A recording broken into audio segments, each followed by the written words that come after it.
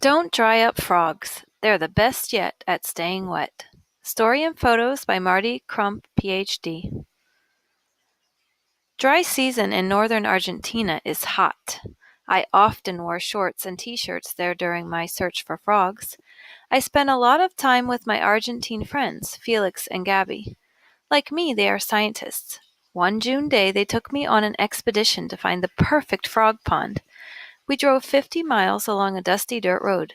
Suddenly Felix announced, "Ya estamos! We're here!" "Are you sure?" I asked. The barren landscape reminded me of a desert back home in Arizona. It certainly didn't seem like a very froggy place to me. I saw no water, just dust. We parked the car and walked past cacti and other thorn-covered plants. When we reached an open area of dry, cracked ground, Gabby smiled and said, "Aquí está el charco! Here's the pond."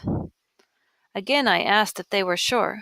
Felix and Gabby insisted that if I returned during rainy season, I would find hundreds of frogs. Cow pies and cocoons.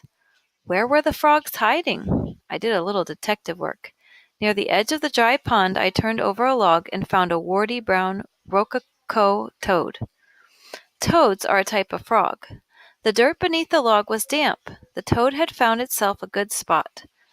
I carefully replaced the log. I spied a 5-inch wide burrow nearby. I peered inside, but could see nothing but darkness. Frogs may have been hiding inside, unless it was a snake's home.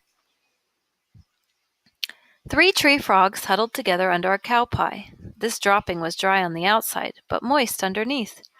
Fortunately for them, frogs don't have much of a sense of smell. Felix and Gabby assured me there were Llanos frogs beneath the dry pond. These frogs burrow 4 to 5 inches into the mud. They shed up to 40 layers of skin, forming cocoons around themselves.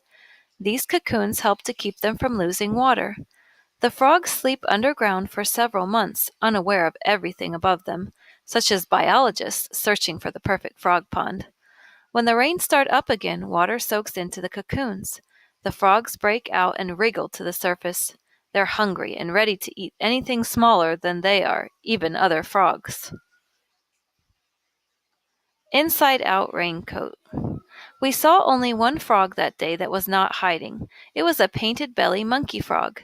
This green frog with a brown and white belly clung to the tip of a thorny branch. As I touched the branch, the frog opened its eyes and stared at me. It looked perfectly comfortable out in the dry air and wind. Painted belly monkey frogs have special glands all over their skin. These glands ooze a waxy goop. In slow motion, the frog reaches up and over its body with a leg to spread the slippery stuff. It uses all 4 legs, one at a time, to coat every nook and cranny of its body. When the goop dries, the frog wears a waterproof raincoat. But the raincoat works in the opposite way our raincoats work. Ours keep water out. A painted belly monkey frog's raincoat keeps water in. And that's why these frogs don't hunker down beneath logs or burrow underground. Felix and Gabby were right. 4 months later, the pond overflowed with water. 11 different kinds of frogs croaked, peeped, trilled, and chirped in their new home. My friend had shown me the perfect frog pond after all. During the rainy season, 11 different kinds of tadpoles swam about, eventually sprouted legs, lost their tails, and transformed into frogs. Do your own detective work. By doing your own detective work, you can discover where your neighborhood frogs hide while waiting for rain. Use a long-handled rake to roll over logs and rocks. Always roll the log or rock towards you, just in case a scorpion or snake has made that place its home.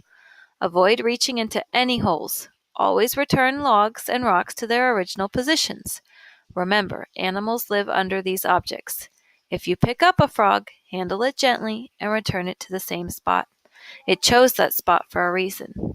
You'll probably find some surprises, but don't count on finding any frogs that wear raincoats.